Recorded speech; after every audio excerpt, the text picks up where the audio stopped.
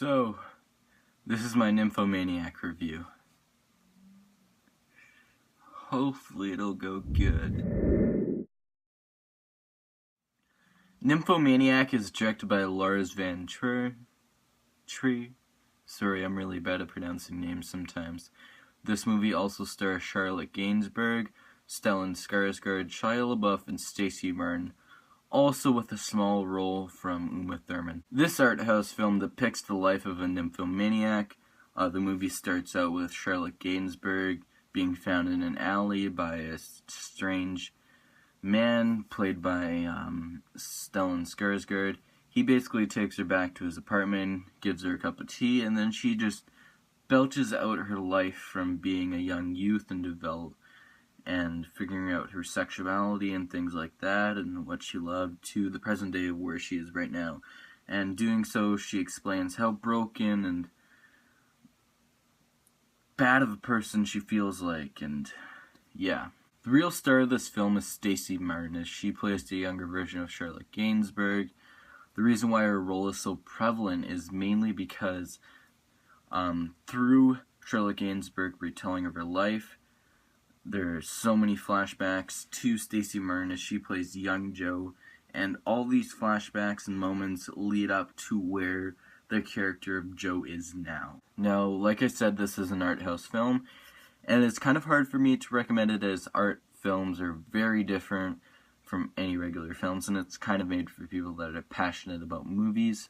Also, this is Lars van Trier, and if you don't know, a lot of his movies convey messages that you may not agree with, and his films are very graphic. I have seen 2 of his films, well, 3 if you want to count the Nymphomaniac movies being 2 separate films. I've seen Antichrist and then the Nymphomaniac movies. Never got around to reviewing them. I saw that the director's cut of the Nymphomaniac movies were on Netflix, so I decided to give it a rewatch, and now here I am. I still feel the same way that I did about Volume 1 when I first watched it. There are a lot of great things, and, well, interesting things. The interaction between Charlotte Gainsbourg and Stellan Skarsgård. I'm really sorry about that. I'm really bad with names today. However, there are comparisons between fly fishing and the moments leading up before intercourse, like how you interact with that person, etc. It's really interesting and a viewpoint that I never really thought of, and it's just gets you thinking. Another viewpoint that was brought up in this film that I liked was how there are 2 types of people in this movie, and it really depends on which hand that you clip your nails with first. And it was just really interesting, and all this credit goes towards the writer and director of Lars van Trier, who comes up with all these ideas, and it's great. It really just gets you thinking, like I said. So there's lots of graphic sex scenes. It may seem like pornography, but it really isn't, because it's there for interpretation and artsy thinking, I guess you could say. It's not really made to stimulate a person and turn them on. I mean, obviously some people might be, but I know I didn't really find it attractive. It's kind of disturbing at times, the way that it's presented, as the addiction to sex is kind of scary, and it's hard to explain. The first volume is very well made. It has great cinematography, writing, and acting.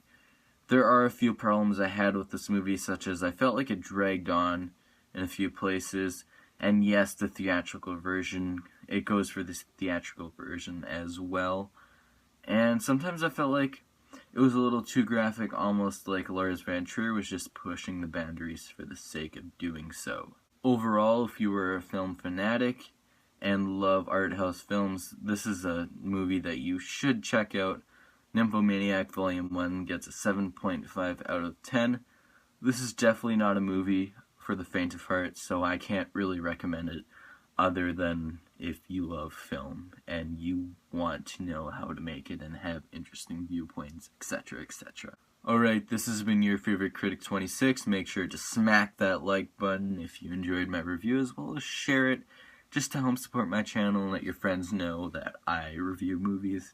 and I really have a passion for it, and I hope that a lot more people view my channel, so subscribe for my future videos. I don't know what my next review will be of. It could be of the second volume of Nymphomaniac, or Lemony Snicket's Series of Unfortunate Events. That movie came out in 2006, 2005. I'm probably wrong. I'm not sure. Anyways, look out for my next review coming soon. Check out my last review, which was of the A-Team. And that's it, guys. See you next time.